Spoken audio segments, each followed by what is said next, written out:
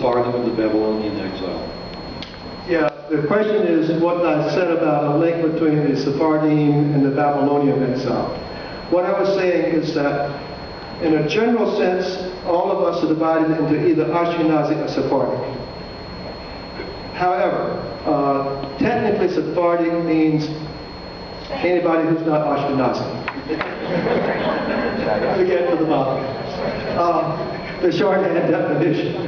So Sephardim also include Mizrahim. Mizrahim, which means in Hebrew Eastern. It would include the Jews from the Eastern world, which includes Babylonia, which would be Iraq and Iran today.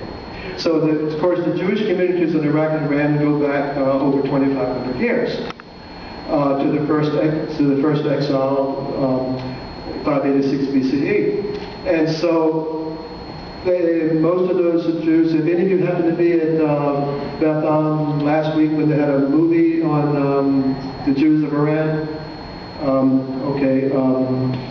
ironically, my graduate assistant is a Muslim from Iran, and my undergraduate assistant, by my choice, is my friend who's a Muslim from Gaza.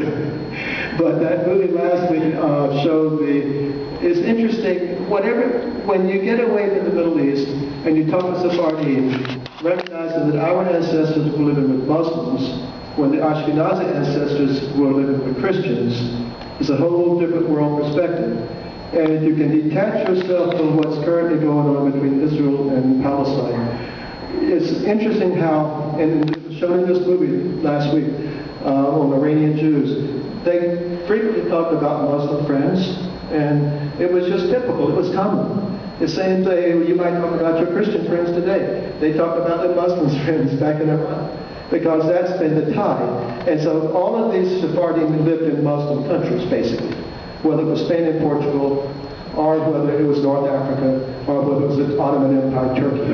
And then, of course, today, Iraq and Iran, even though, of course, the Jews were living in Iraq and Iran long before the Prophet Muhammad started the message of Islam. But when I say that there's a tie between the Sephardim and the Babylonian Jews, Iraq and Iran, that area, what I really mean is that all the non-Ashkenazim are put together as Sephardic, but Sephardic are really divided into two subgroups, the Spanish-Portuguese Sephardim and the Sephardim who really are also called Mizrahim from Iraq and Iran and that part of the world. Ezra brought some back to Babylonia, but some of them.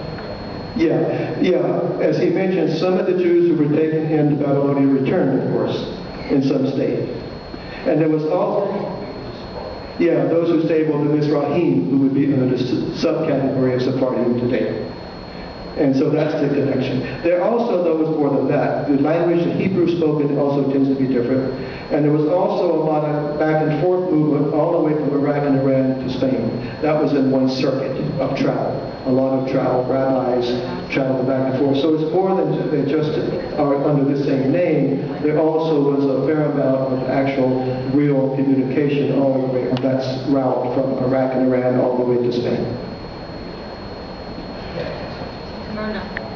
Can you clarify the connection between, in 1492, between the expulsion and Columbus and the latest research on Columbus and Judaism?